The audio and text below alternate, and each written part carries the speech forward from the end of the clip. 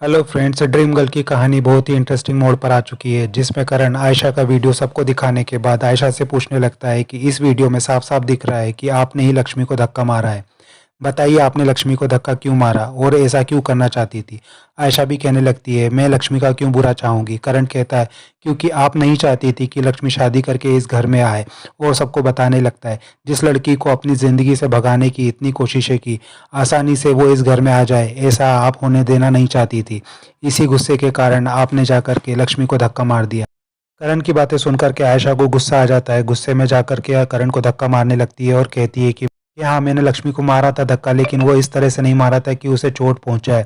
और समर को समझाने लगती है कि समर, मैं लक्ष्मी को सिर्फ आहिस्ते से झटका था, वो अभी इसलिए कि मैं तो लक्ष्मी को कुछ समझा रही थी पर वो समझने को तैयार नहीं थी, इसलिए नहीं कि उसे कुछ लग जाए। और उसके बाद मैंने तो उससे बात भी की थी। और रो रो करके सबको बताने लगती है और समझाने की कोशिश करने लगती है। और मानव से कहती है मानव, ये सब कुछ इसकी चाल है, ये मुझे फंसा रहा है। तभी करण भी कहता है जीजू, जो सारे सबूत मैंने आपके सामने रख दिए हैं, आप ही कोई डिसीजन ले सकते हैं। करण की बातें सुनकर के मानव भी कहने लगता है कि मैंने कभी भी उस वीडियो पर यकीन नहीं किया था और मुझे इस वीडियो पर भी यकीन नहीं है, ये सब कुछ झूठ है।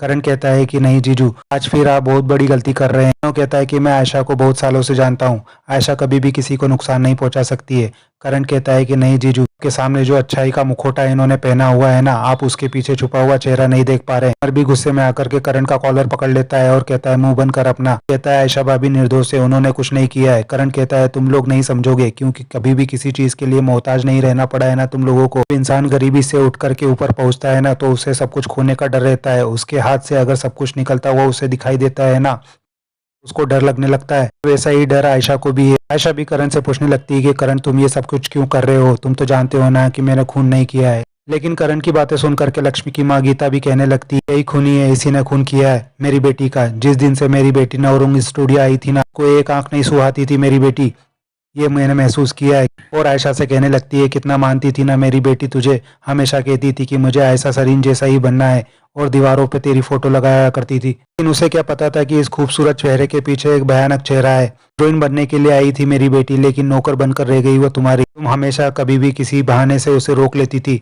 और अपने टूटे हाथ का बहाना बना करके देर तक उससे काम कराया करती थी। गीता के आरोपों को सुनकर के आयशा बुरी तरह से परेशान होने लगती है। गीता भी कहती है काश मेरी बेटी ने मुझे सब कुछ बता दिया होता ना, तो आज वो मेरे साथ होती। ये आयशा ही मेरी बेटी की कातिल है। आयशा मानव के पास चली जाती है। मानव गीता को समझाने लगता है कि आप ऐसे इल्जाम कैसे लगा सकती हैं आयशा पर, आपको तो पता भी नहीं है कि आयशा ने ही लक्ष्मी के लिए क्या कुछ किया है। ड्रीम गर्ल के कॉन्टेस्ट वाले दिन आयशा बीच परफॉर्मेंस में इसलिए रुक गई थी ताकि लक्ष्मी को कॉन्टेस्ट जिता सके, और आप कह रहे हैं कि आयशा ने लक्ष्मी को मारा है। आप लोगों को कोई गलतफहमी हुई है। उनकी बातें सुनकर के मिस्टर माथुर का भी पेशेंस टूट जाता है और वो कहने लगते हैं आयशा ही हमारी बेटी की कातिल है, और इंस्पेक्टर से कह करके उसे गिरफ्तार करने के लिए कहने लगते हैं। अभिमन्यु कुछ कहने ही वाला होता है, तभी करण कहता है कि मैंने रिपोर्ट पुलिस स्टेशन में लिखा दी है और पुलिस भी आ चुकी है, और पुलिस को आवाज दे करके अंदर बुला लेता है। तभी इंस्पेक्टर लेडीज कांस्टेबल के साथ वहां पहुंच जाता है और आयशा को अरेस्ट करने के लिए कह देता है। कांस्टेबल आयशा को पकड़ने के लिए आगे बढ़ने लगती है। आयशा मानव के पीछे जाकर के छुपने लगती है। मानव अभिमन्यु से कहने लगता है कि ये सब क्या हो रहा है, कुछ करो, फिर मैं एसपी साहब से बात करता हूँ। लेकिन अभी अभिमन्यु कहता है कि कुछ भी करने से अभी फायदा नहीं होगा, हमें प्रोटोकॉल तो फॉलो करना ही पड़ेगा। ये सुनकर के आयशा कांपने लगती है। कांस्टेबल आयशा के हाथों में हथकड़ी पहना देती है। आयशा मानव की तरफ उम्मीद भरी नजरों से देखने लगती है। मानव उसे समझाने की कोशिश करती है हम साथ में हैं, और उसके बेल के इंतजाम की बात करने लगता है। पुलिस भी आयशा को पकड़ करके ले जाने लगती है। तभी अभिमन्यु करण को रोक करके उससे पूछने लगता है कि मुझे एक बात समझ में नहीं आई है कि ये वीडियो तुम्हारे पास कहाँ से आई। तुम तो स्टूडियो में भी नहीं थे, मंदिर में भी नहीं थे और घर पर भी नहीं, फिर ये वीडियो तुम्हारे पास कहाँ से आया। करण कहने लगता है मुझे नहीं पता ये कहाँ से आया, मैंने तो सुबह ये वीडियो अपने दरवाजे पर पाया और उसके बाद ये वीडियो ला करके पुलिस को जमा कर दिया और आप लोगों को दिखाया। अभिमन्यु करण से कहता है कि पता नहीं मुझे ऐसा क्यों लग रहा है कि तुम्हें लक्ष्मी के गायब होने का उतना गम नहीं है जितना कि आयशा के अरेस्ट होने की खुशी। उसके बाद पुलिस आयशा के हाथों में हथकड़ी डाल करके उसको घर से बाहर ले जाने लगती है।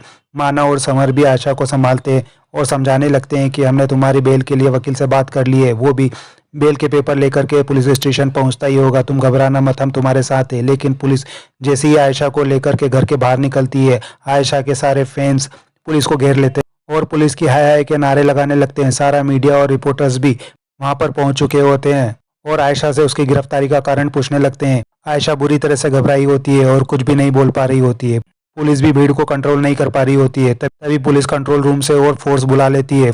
फोर्स वहां करके खड़ी हुई भीड़ को डंडों से पीटने लगती और भीड़ को भगाने लगती है। लेकिन आयशा के फैंस पुलिस की गाड़ी के सामने आकर के पुलिस की गाड़ी को आगे नहीं बढ़ने देते हैं। जैसे तैसे पुलिस आयशा को निकाल करके पुलिस स्टेशन के लिए निकल जाती है। पुलिस स्टेशन के बाहर भी आयशा के पहुंचने के पहले ही सारा मीडिया पहुंच चुका होता है और आयशा के वहां पहुंचते ही सारे रिपोर्टर फिर से आयशा को घेर लेते हैं और हजारों सवाल पूछने लगते हैं। आयशा उन सबको देख करके और घबरा जाती है। आयशा के फैंस भी आयशा को छोड़ दो के नारे लगाने लगते हैं और पुलिस की हाय हाय करने लगते हैं। लेकिन पुलिस आयशा को लेकर के थाने में चली जाती है। आयशा के पीछे पीछे माना और समर भी पुलिस स्टेशन पहुंच जाते हैं। उधर जैसे ही पुलिस स्टेशन में आयशा को लेकर के पुलिस पहुंचती है, सारा पुलिस स्टेशन आयशा को देख करके उसकी खातिरदारी में लग जाता है। तभी अभिमन्यु वहां आकर के सारे स्टाफ को डांटने लगता है। अभिमन्यु के जाने के बाद में सारा लेडीज स्टाफ आयशा के ऑटोग्राफ मांगने लगता है और उसकी खातिरदारी करने लगता है। सभी लोग आयशा के पिक्चरों की तारीफ करने लगते हैं। आयशा भी उन लोगों से कहती है, क्या आप लोग मुझे लॉकअप में बंद करने वाले हैं? आप मुझे लॉकअप में बंद मत कीजिएगा प्लीज़। मैं यहाँ बेंच पर बैठ जाती हूँ, आप जितनी देर बोलोगे उतनी देर बैठी रहूंगी। तभी एक लेडीज हवलदार कहती है कि आप तो इतनी बड़ी स्टार है, आप क्यों घबरा रही हैं? यहाँ पर तो 4-5 घंटे के लिए बड़े बड़े लोगों का आना जाना लगा रहता है और आपको तो हम वैसे भी वीआईपी ट्रीटमेंट देंगे। तभी वहाँ पर इंस्पेक्टर आकर के कहता है, कोई भी वीआईपी ट्रीटमेंट नहीं मिलेगा उनको, और आयशा को अपने सामने वाली सीट पर आकर के बैठने के लिए कहता है। तभी मानव भी वहां पर आ जाता है। मानव को देख करके आयशा मानव से कहने लगती है, मेरी बेल का क्या हुआ? क्या बेल हो गई है? क्या हम घर चलें? इंस्पेक्टर कहता है, मैडम को लॉकअप में डालो। ये सुन करके आयशा घबरा जाती है। मानव भी इंस्पेक्टर को जाकर के डांटने लगता है और कहता है कि आप कैसे बात कर रहे हैं, कोई क्रिमिनल नहीं है हम। समर भी इंस्पेक्टर को डांटने लगता है और कहता है कि पहले आप ये तो साबित कीजिए कि जो डेड बॉडी मिली है वो लक्ष्मी की है। इंस्पेक्टर कहता है कि आप हमें हमारा काम मत सिखाइए और दोनों में तीखी बहस होने लगती है। मानव उन दोनों को शांत कराने की कोशिश करता है और समर को वहां से बाहर जाने के लिए कह देता है और अभिमन्यु से कहने लगता है कि ये लोग आयशा को सेल में डालने की बात कर रहे हैं। अभिमन्यु भी कहता है कि अभी तो हम कुछ भी नहीं कर सकते हैं, जब तक कि बेल के पेपर्स नहीं आ जाते आयशा को लॉकअप में ही रहना पड़ेगा। अभी वहां पर मानव का वकील भी आ जाता है और मानव को बताने लगता है कि बेल आज नहीं हो सकती है, आज कोर्ट बंद है, अब बेल से मंडे को हो सकती है। और ये सुनकर के आयशा भी चौंक जाती है। एपिसोड यहीं खत्म होता है। आगे के अपडेट के लिए हमारे साथ जुड़े रहें और हमारे चैनल को सब्सक्राइब और लाइक करना ना भूलें। Thank you.